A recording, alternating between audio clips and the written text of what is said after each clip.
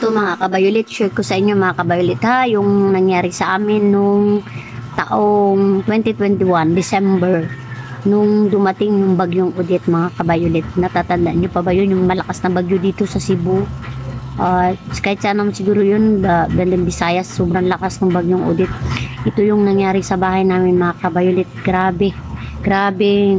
Sobra talagang iyak ko nito mga kabayolit. Grabe, halos hindi ako makatulog sa araw, sa gabi, hindi sa kakaisip ko mga kabayolit kung paano ako makakabangon ulit, paano kami makakabangon ulit mga kabayolit. Sirang-sira talaga yung bahay namin mga kabayolit. Alam mo pa yung sobrang sakit nito mga kabayolit, kasi bagong tayo yung bahay namin, bagong pinaghirapan talaga ipagawa mga kabayolit. Lumipat kami dito 2020, August ba yun o June, tapos December 2021 mga kabayolit, wala pa isang taon mga kabayolit, binagyo, talagang bagsak yung bahay namin mga kabayolit, wasak na wasak. So talagang ang hirap, hindi ko alam kung ano yung gagawin ko mga kabayolit.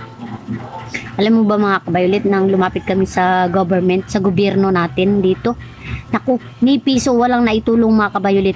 Kahit humingi na kami ng tulong, pumunta ng barangay, ng city hall, nagpatulong kami mga kabayolit, wala. Kahit piso, walang naitulong sa amin mga kabayolit.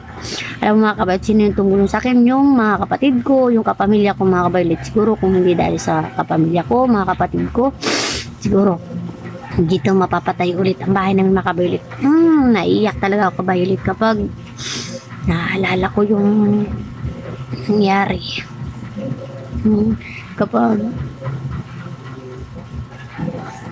tinitingnan ko yung mga picture ng bahay, kasi talagang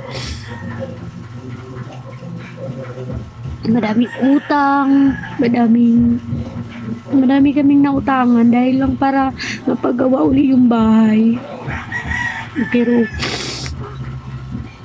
ngayon tinulungan ako ng mga kapatid ko, kaya napagawa uli yung bahay mga kabayolit. Yung government, walang naitulong kahit piso mga kabayolit, wala. Naiiyak talaga ako. Kaya isinay ko sa inyo mga kabayolit, pinapakita ko sa inyo yung nangyari sa amin bagyong Odette. Grabe, hirap na hirap kami nun mga kabayolit, sobra. Kuryente, tubig, bahay, wala. Nakitira kami mga kabayolit, siguro mahigit isang buwan. Nakitira kami sa kapitbahay. Kasi hindi matirahan yung bahay namin mga kabayolit, sirang-sira. Kaya mga kabayolit, sa malapit na ang butuhan, ipiliin nyo yung mga politikong hindi kurap mga kabayolit, yung tutulungan talaga kayo kapag humingi kayo ng tulong. Kasi kami dito, ay naku, lumapit na kami sa gobyerno mga kabayolit, ni piso walang naitulong.